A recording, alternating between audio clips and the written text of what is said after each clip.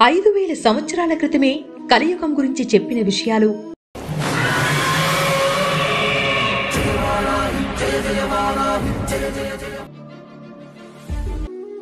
కలియుగం ఎలా ఉంటుంది?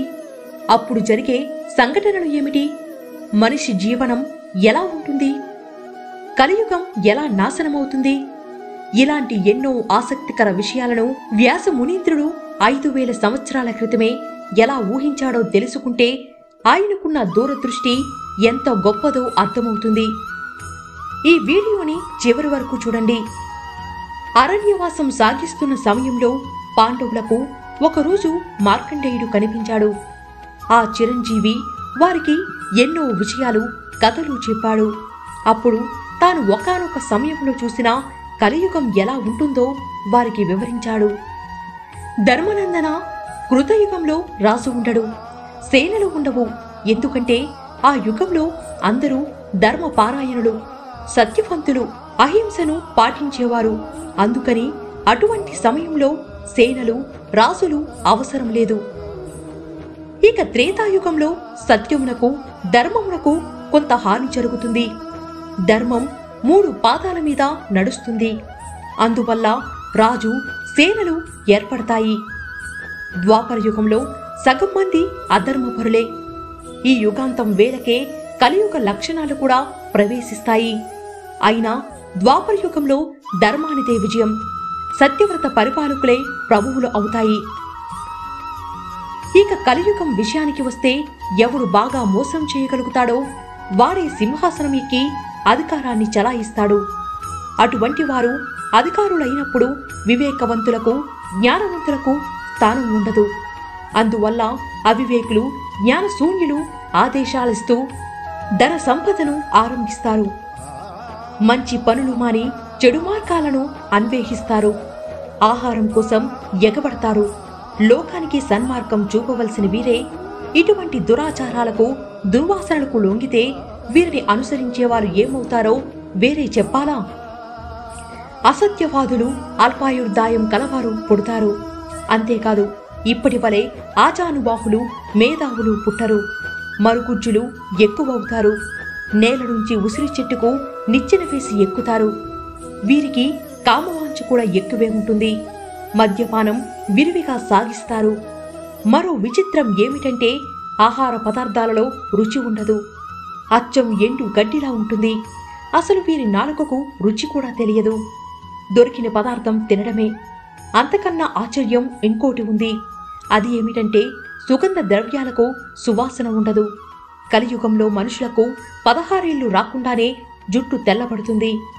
7-8 సంవత్సరాల వయసు రాగానే కన్యలు గర్భవతులవుతారు. అంతెందుకు, మానవుని జీవన ప్రయాణం ఎంత ఉంటుందో తెలుసా? 16 ఏళ్లు. అంతే, అప్పటికే అన్నీ తీరిపోతాయి. మద్యం, మాంసం ముట్టని వారు ఉండరు. దానితో మద్యపానం విరివిగా తయారవుతుంది. జూదరులు వాడవాడలా పెరుగుతారు. ఇవన్నీ ఘనకార్యాలుగా భావిస్తారు. తెల్లవారితే చాలు హత్యలు, దొమ్మీలు, దోపిడీలు ఇవే కనిపిస్తాయి. వీటి గురించే చెప్పుకుంటారు. గోళ్లు, వెంట్రుకలు విపరీతంగా పెంచుకుని రాజవీధులలో తిరిగే వారి సంఖ్య ఎక్కువగా ఉంటుంది. అటువంటి రోజులలో నాస్తికులు కూడా ప్రభువులవుతారు. అది ఒక వ్యాపారంగా బ్రతుకుతారు వీరు. పోని మనుషులు ఎలా తయారైతే ఏమిటి అనుకుంటే వీరు తమ అవసరం కోసం వేలాపాలా లేకుండా ఎప్పుడు పడితే అప్పుడు ఆవు పాలు పెతకడం వల్ల అవి అనారోగ్యంతో మరణిస్తాయి. గోసంపద క్షీణిస్తుంది. గోవుల పాలే కదయ్యా మానవులకు అమృతం. అది లేకుండా చేసుకుంటారు కలియుగ మానవులు. ఆ సమయంలో అధికారులందరూ జలగలు రక్తం పీల్చినట్లు ప్రజలను హింసించి పన్నులు పిండుతారే తప్ప వారి రక్షణ విషయం చూడరు. పాపిష్టి డబ్బు కోసం అన్నదమ్ములు ఒకరినొకరు చంపుకుంటారు. తండ్రిని కొడుకు మన్నించడు. భర్తను భార్య ఎదిరిస్తుంది. జనపనార వంటి వాటితో తయారైన వస్త్రాలు ధరించి తిరుగుతారు. కన్యాదానాలు, వివాహాలు ఉండవు. వయసుకు వచ్చిన ఆడపిల్లలు తమకు నచ్చిన 2-3 యువకులతో హాయిగా విహారాలు సాగిస్తారు. అదే దాంపత్యం. శ్మశానంలో దూరంగా ఉండాల్సిన ఎముకలు తెచ్చి రకరకాల బొమ్మలు చేసి గృహాల్లో అలంకరించి సంతోషిస్తారు. ధర్మనందన, ఒకటి చెబుతాను విను. ఇప్పుడు విద్య నేర్చుకునేవాడికి అన్నం పెట్టి నీడనిచ్చి విద్య నేర్పే ఆశ్రమాలు చూస్తున్నాము కదా, అలాగే ఆకలితో కడుపు చేతబట్టి గుమ్మంలో నిలిచి దేహీ అన్న పిలుపు వినపడితే ఆదరంగా అన్నదానం చేసే సంసారులు కనిపిస్తున్నారు. కానీ కలియుగంలో అన్నదానం విద్యాదానం ఉండవు. అన్నాహారాలు అమ్ముకుంటారు. విద్య కూడా వ్యాపారంగానే మారుతుంది. అన్న విక్రయం విద్యా విక్రయం ఆరంభించాక ఇంకా ఏం జరుగుతుందో ఊహించలేమా? అలా కొంతకాలం కలియుగం గడిచాక అమావాస్య రాకుండానే సూర్యగ్రహణం, పూర్ణిమ ప్రవేశించకుండానే చంద్రగ్రహణం ఏర్పడతాయి. పచ్చని పొలాలు, తోటలు, తీరాలలోని పల్లెల మీద మనసు విరిగిపోయి పట్టణాలకు ప్రజలు చేరుతారు. అందరికీ నగర వ్యామోహమే. పల్లెలు పరిమిత ప్రాంతాలుగా మారతాయి. పంటలు నశిస్తాయి. యుగాంతం సమయంలో చల్లని గాలులు ప్రవేశిస్తాయి. అది నిర్విరామంగా సాగుతుంది. 7 సూర్యులు ఉదయిస్తారు. బగబగలాడుతూ అగ్ని జ్వాలలు ఏర్పడతాయి. అలా కొంతకాలం గడిచాక అంతా బూడిద అవుతుంది. అప్పుడు కుండపోతగా ఆగకుండా వాన కురుస్తూనే ఉంటుంది.